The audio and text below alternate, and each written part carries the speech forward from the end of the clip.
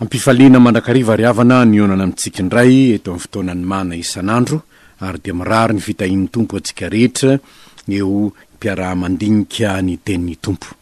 Ny Genesisy 7 andininy voalohany ka hatramin'ny 4 no vakintsika anio toy ny tenin'Andriamanitra nataony tamin'ny sy ny tantarany nandritra ny fotoana izay nanomanan'Andriamanitra Noa hiatrika ny fandringanana izao tontolo izao. Hivavaka isika. Andriamanitro, misaotra anao indray izay no ny famindramponao. Menao fotoana azonay miaraka mandinika ny teninao. Misaotra anao izay satria miraparapa anaty aizina anie izay raha tsy manana ny teninao. Misaotra anao koa izay fa ny zavatra niseho efa tany amin'ny taona arivo maro dia maro. Dia mbola fantatray satria nampanoratinao zany. Ary matona petrakao ho fantatray ankehitriny zany, manakambara aminay amin'izany ianao. Ko dia mangataka indrindra Tompo, azavao ny sainay azavao ny sainay mba handraisanay ny fampianaranao. Ary ianao fanahy masina mihitsy mitarika ny fiarahanay mandinika ny teninao. Mba ho tonga fiainanay ny teninao Tompo. Amin'ny anaranao Jesosy Tompo no anaovanay izany vavaka izany. Amen. Genesisy 7 andininy voalohany ka hatramin'ny andininy 4. Vakintsika amin'ny anaran'ny Tompo izany. Ary hoy Jehova tamin'ny Noa, midira ao anatin'ny samy fiara ianao mba amin'ny ankonanao rehetra, satria ianao no hitako fa marina eo anatrehako amin'izao olona miarabelona aminao izao. Biby madio rehetra isan-karazany dia hanalanao ao aminao 7 avy lahy sy vavy, ary ny biby tsy madio isan-karazany 2 avy lahy sy vavy, ary ny voromanidina koa isan-karazany 7 avy lahy sy vavy, mba tsy ho lany taranaka ambony tany rehetra ireny. Fa raha afaka fotoana zaho ampilatsaka ranon'orana ambonin'ny tany 40 andro sy 40 alina, ary ny zavatra velona rehetra izay nataoko dia aringako tsy ho ambonin'ny tany. Ary Noa nanao araka izay rehetra nandidiny Jehova azy. Ary efa 900 taona Noa raha tonga tambonin'ny tany ny safidrano. Ary Noa sy ny vadiny amanjanany mba vinantony vavy niaraka taminy dia niditra tao anatin'ny samy fiara mba tsy safidrano. Ary ny biby madio sy ny biby zay tsy madio sy ny vorona mba amin'izay rehetra mandadina mikisaka amin'ny tany dia nisy niditra tsororo ho ao amin'ny Noa tao anatin'ny samy fiara, dia lahy sy vavy arak'izay nandidin'Andriamanitra ny Noa. Ary rehefa afaka fotoana dia tonga tambonin'ny tany ny safidrano. Tamin'ny andro 7 tamin'ny volana 2 tamin'ny 900 taona ny ainan'ny Noa, tamin'izany andro zany dia nipotra ny loharano rehetra amin'ny lalina lehibe, ary nivoha ny varavaran'ny lanitra, dia nisy ranonorana ny vatravatra tamin'ny tany 40 andro sy 40 alina. Andro fizay indrindra dia efa tafiditra tao anatin'ny samy fiara Noa sy Sema sy Ama, ary Jafeta zanak'alahy Noa mba amin'ny vadiny Noa ary ny vinantony 3 vavy miaraka taminy. Dia izy ireo sy ny biby ty rehetra samy araka ny karazany avy, ny biby fiompy rehetra samy araka ny karazany avy, ary ny biby rehetra zay mandadina mikisaka amin'ny tany samy araka ny karazany avy, ary ny vorona rehetra samy araka ny karazany avy, dia ny vorokely sy ny mananelatra rehetra. Dia niditra tao amin'ny Noa tao anatin'ny samy fiara reo, dia tsororo avy tamin'ny nofo rehetra zay manam-pofinaina. Ary izay niditra tao dia lahy sy vavy avy tamin'ny nofo rehetra araka izay nandidin'Andriamanitra any Noa, ary narindrin'i Jehova tao izy. Ary naharitra 40 andro tambonin'ny tany ny safidrano, dia tonga betsaka ny rano ka nanainga ny samy fiara, dia nitsikafona ho afaka tamin'ny tany izy. Ary nahery ny rano ka tonga betsaka indrindra tambonin'ny tany, dia nandeha teny ambonin'ny rano ny samy fiara. Ary nahery indrindra ny rano teny ambonin'ny tany, ka voasarina ny tendrombohitra avo rehetra izay tambanin'ny lanitra rehetra, 5 kilo no nioaran'ny rano ka voasarina ny tendrombohitra. dia maty ny nofo rehetra zay nietsiketsika tambonin'ny tany, dia ny vorona sy ny biby fiompy sy ny biby dia sy ny biby rehetra zay mandadina mikisaka tamin'ny tany ary ny olona rehetra. Izay rehetra manam-pofinaina teo am-bavorony avy tamin'izay rehetra teo amin'ny tany maina, ary naringana ny zavatra rehetra, zavatra velona rehetra zay tambonin'ny tany hatramin'ny olona ka hatramin'ny biby fiompy sy ny zava-mandady na mikisaka ary ny voromanidina, dia naringana tsy ho amin'ny tany reny, ary Noa sy zay niara-ny toetra taminy tao anatin'ny samby fiara ihany no sisa velona, ary nahery tambonin'ny tany 500 andro ny rano. Ray masino, mana masinanay amin'ny fahamarinana ny teninao ny fahamarinana.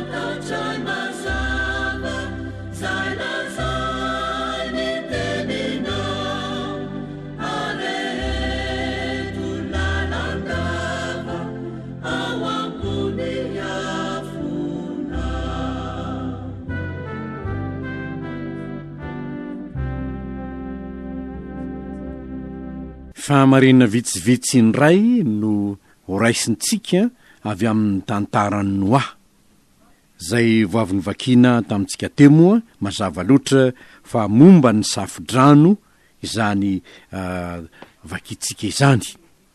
Fanamariana voalohany aloha dia tsara ny ahafantarantsika fa ny toko 9:22 dia ny hoe dia nataon'ny Noa zany araka izay rehetra nandidin'Andriamanitra azy no nataony, zany hoe ny nanaovany Noa ny samby fiara dia araka izay fanatin'Andriamanitra hoe zao no ataonao, zao no ataonao. Sarotra zany satria araka ny fahitantsika ao maly, lay samby fiara dia tokony 500 metatra ny lavany, 520 metatra ny sakany, ary 520 metatra ny aviny.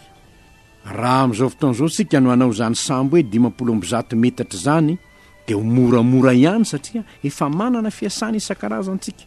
Fa tamin'izany fotoana ny aina ny Noa zany tsy mbola nisy ny elektricité, tsy mbola nisy ny, ary dia tena natao tanana daholo zany rehetrarehetra zany, ary nefa dia hitatsika fa vita Noa ihany zany. Nahoana? Satria nakatoy ny tenin'Andriamanitra izy, dia vita zany. Rehefa vita ny samby fiara, fahamarina voalohany dia zao: nasain'Andriamanitra niditra tao anatin'ny samby fiara Noa sy ny ankonany, ary dia nankatoy zany indray Noa. Tsy mbola misy ninina ny tranga, ny andininy voalohany, ny andininy fahafito ary ny andininy 510 no manambara fa i Noa dia nankatoy indray ny tenin'Andriamanitra. Tsy tao anatin'ny samby fiara io izy nipetraka hatramin'izay, tany ivelany izy nipetraka, vao namboariny io samby fiara io. Angambe azo antoka fa nanana trano izy, nanana trano izy zay nipetrahany. Fa izao nefa voatery ny lozany ny fonenany teo aloha, fa hoy Andriamanitra hoe midira amin'izay ao anaty samby fiara ianao ry Noa, fa ianao no hitako lehilahy marina amin'ny olona velona rehetra. Ny andeniny voalohany midira amin'izay, tsy ny salasala Noa. Ny andinin'ny fahafito, ary Noa sy ny vadiny amanjanany mba amin'ny vinantony niaraka taminy dia niditra tao anatin'ny samby fiara. Ary ny andininy 510 dia niditra tao amin'ny Noa tao anatin'ny samby fiara ireo biby ireo zany. Izany hoe tsy maintsy nandao ny fonenany teo aloha Noa, fa niditra tao anaty samby fiara. Miova tanteraka ny fiainana ao anaty samby fiara ao, nanjary araka monina. Tsy voalaza moa hoe tany ambony riana ve nisy Noa, satria nisy riana lay samby fiara, ka tany ambony riana indrindra ve nisy azy, sa tao tenantenany sa tany ambany riana fa de zao fotsiny hoe niditra tao izy ary de nipetraka tao izy satria izany ny tenin'Andriamanitra. Zavatra anankiray zay hitantsika ry havana amin'izany lesona ray tokony alaitsika de ny hoe mety manova ny fiarahamonina mihitsy ny fankatoavana ny tenin'Andriamanitra. I Abrahama miala amin'ny taninao sy ny havanao any amin'ny tany zay asehoko anao nandao ny taniny izy. Eto zao Noa de hitantsika nanomboka tamin'ny Noa de ilozy io tranonao io ngamba efa nanana trano izy. Ry havana, inona moa ny tena lesona raisitsika amin'izany? Misy fomba fiainana mety efa nahazatra atsika. Asain'Andriamanitra ilaozany zany fomba fiainana zany. Rehefa hiditra anaty samby fiara ianao. Samby fiara lazaitsika moa amintsika kristianina de tsy afakory fa tandindony Kristy efa hitatsika zany teo aloha hoe manaova samby fiara Jeso Tompo io samby fiara io. Rehefa miditra ao amin'ny Kristy sika ka manolo tena ho kristianina, ny zavatra anankiray lehibe amin'izany de ny hoe mety miova na ny mpiara-monina na ny fiarahamonina ao tokantrano ao azy. Tsy tahaka ny teo aloha intsony. Zao koa nefa ny zavatra hitatsika ny fidiranao tao anatin'ny samby fiara dia nentina ihany koa namonjy ireo biby samihafa zay nampidirin'Andriamanitra tsiroro tao anatin'izany samby fiara zany. Zany hoe hitatsika amin'izany ny fikarakaran'Andriamanitra ihany koa ny zavaboary zay tiany ho velomina. Mazava loatra moa fa rakotry ny ranony tany rehefa avy eo, fa nefa ny zava-maniry de tao ihany. Ary de zay ho hitatsika mbola eo zao ny zava-maniry, fa reo biby samihafa rehetra reo raha tao anaty rano reo de maty. Ny hazan-drano no tsy mba hitatsika hoe maty ny hazan-drano, fa ny biby hafa rehetra maty avokoa tany ivelany samby fiara.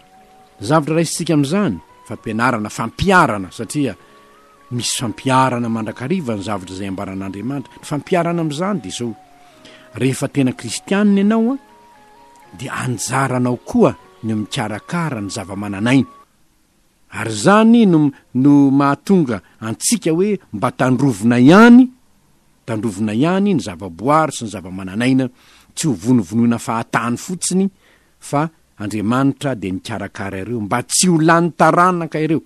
Ary tian'Andriamanitra tsy nahalany taranaka azy ireo, fa raha tiany halany taranaka azy de naringana tamin'ny safodrano izy. Ary zany mahatonga ny olona ho sary-piaro amin'ny biby zay efa ho lany taranaka amin'izao fotoan'izao. Sitrak'Andriamanitra ve zany? Hitatsika fa matoa reo biby reo nampidirin'Andriamanitra tao anatin'ny samby fiara de tsy tian'Andriamanitra ho lany taranaka ny biby, ary mandraky tiany androany de miezaka arak'izany reo rehetra zay mahatsiaro hoe tokony ho tandrovina ny zavaboary, tokony ho tandrovina reny biby efa vitsy sisa ireny.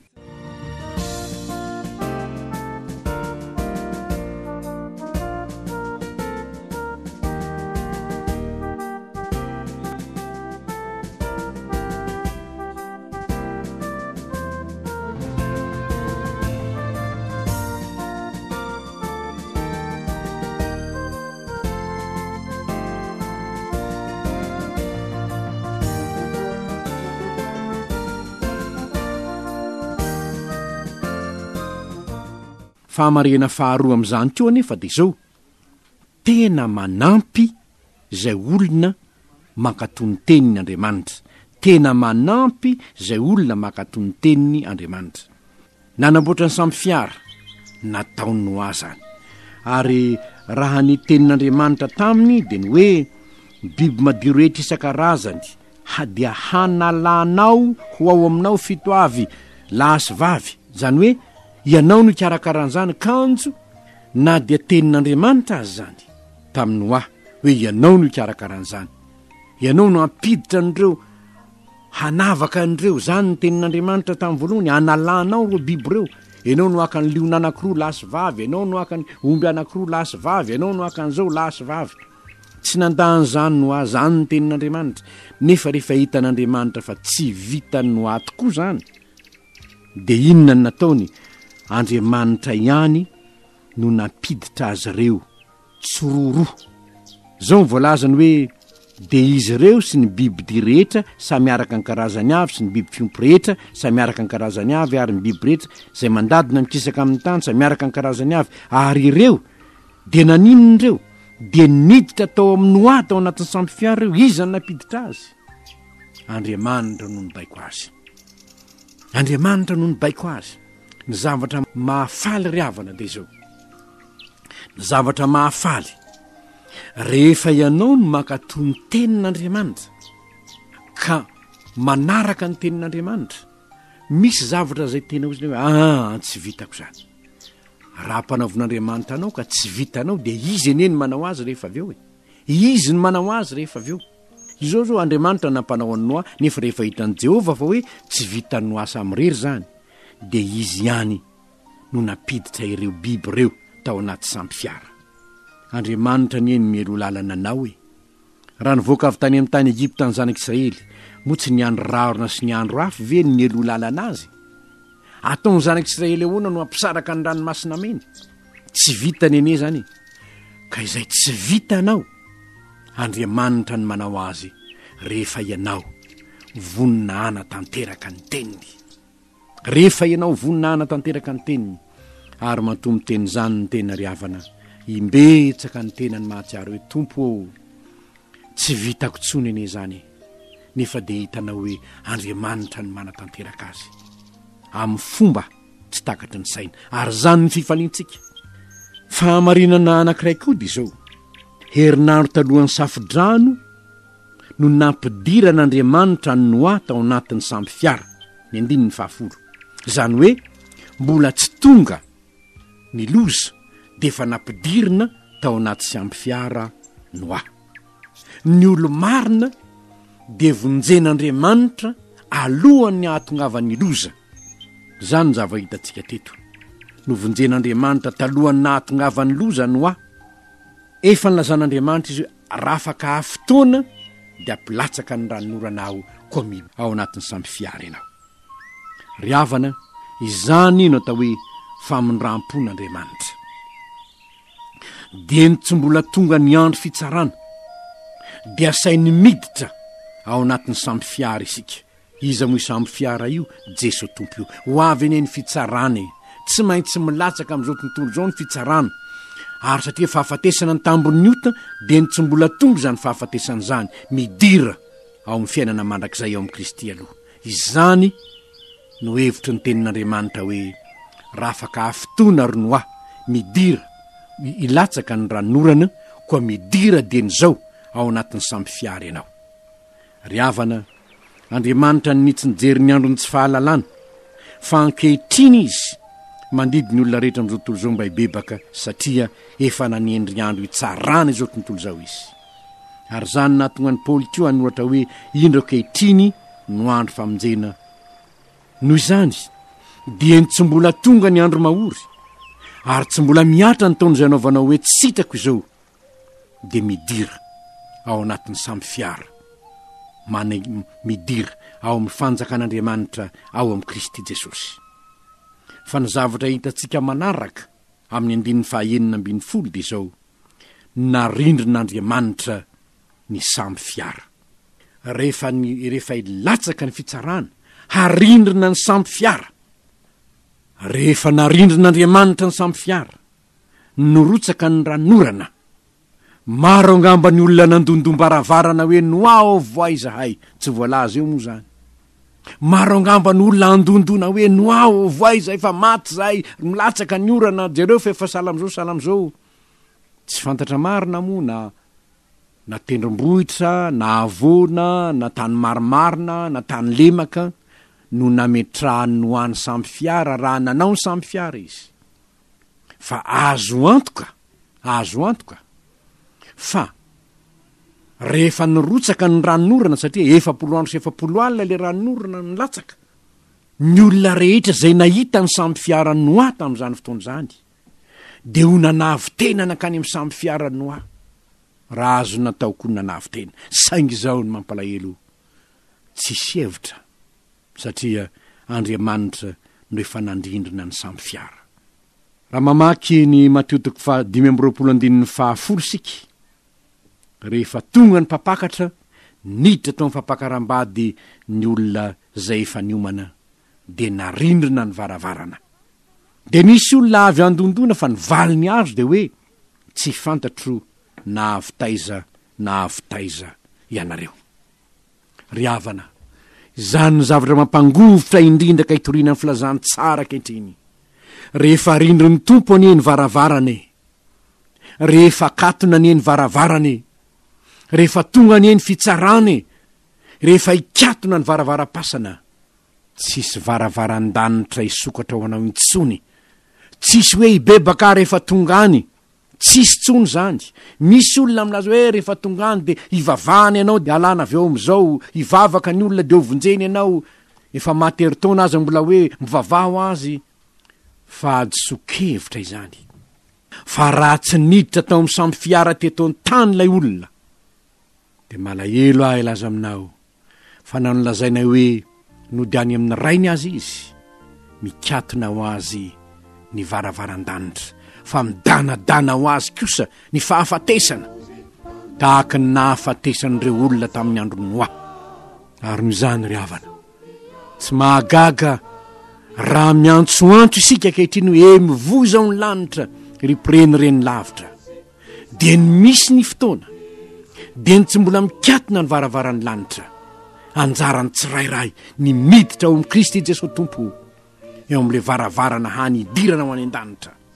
Fa rehefa mikatona io tsisy hevitra, moa ve hamo varavarana anao ny Tompo? Raha tsy zao ankehitriny zao ianao de fa voasoratra ao ny anaranao. Raha tsy voasoratra ny an-danitra ny anaranao, izao no irina ny noratana izany. Fa rehefa tonga zay fotoana zay ka mikatona ny varavarana, tsy tafiditra ao ane ianao tsy tafiditra ao ianao, fa mivoha ny lanitra am'izao fotoana zao.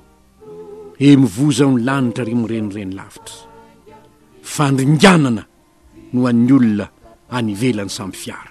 Na inona fivavahana nataonao, na inona asa so nataonao, tsy mahavonjy anao zany, tsy maintsy miditra ao amin'ny samby fiara ianao vao azo fiainana mandrakizay. Tsy maintsy manaiky ny Kristy ianao sy ny famonjena netiny, miditra ao amin'izany famonjena netiny zany ianao, zay ianao vao mahazo mandova ny fiainana mandrakizay. Fa raha ny asa soa ataonao no antenainao hoe azahoana ny lanitra, na ny zavatra ataonao zao na azahoanao ny lanitra, malahelo ahy ilaza aminao fa misy lalana iverin'ny olona ho mahitsy mankany amin'ny fahafatesany ny farany. Ary noho izany, tahaka ny nataon'ny Noa araho ny tenin'Andriamanitra. Ary ny lehibe indrindra de izao, midira ao amin'ny vavahady ety ianareo Jesosy Tompo. Midira dieny ankehitriny, de ny mbola misokatra aminao ny lanitra, midira fa ho avy ny andro hirotsaka ny fitsarana na andombaravarana azy ianao sanatria zao ny valiny tsy fantatro na avitaiza ianareo. Enganeka tsy ho izany, enganeka tsy ho any ivelany ianao raha tonga zay fitsarana izay, fa ianao kosa satria efa niditra tao anatin'ny samby fiara de ny famonjen'i Kristy Jesosy Tompo. Ka raha tonga aza ny fahafatesana dia ny Tompo no iantso anao hoe andrainao any amiko aho, matoko ianaka, efa nomanitro anao ny lanitra. Ho tanteraka aminao any zany, satria hiditra ao amin'ny Kristy Jesosy Tompo lay samby fiara ianao. Ivavaka sika. Andriamanitra misaotra anao zay noho ny teninao, fa marina tokoa fa namonjena noady ny samby fiara ihany. Ary ianao ny fananao samby fiara ho anay dia Kristy Jesosy Tompo zany. Ho tsaronay zany Tompo ao. Ka na iza mbola tsy niditra amin'ny famonjenao, tsy nibebaka amin'ny fahotany, tsy nandray famelan-keloka, anio izy raha nandre zao teninao zao, de ho sokafana ho azy ny lanitra satria hibebaka izy. Mamindraha fo Tompo ao, ampidiro ao amin'ny samby fiara no malagasy. Misaotra Tompo, voninahitra ny ho anao.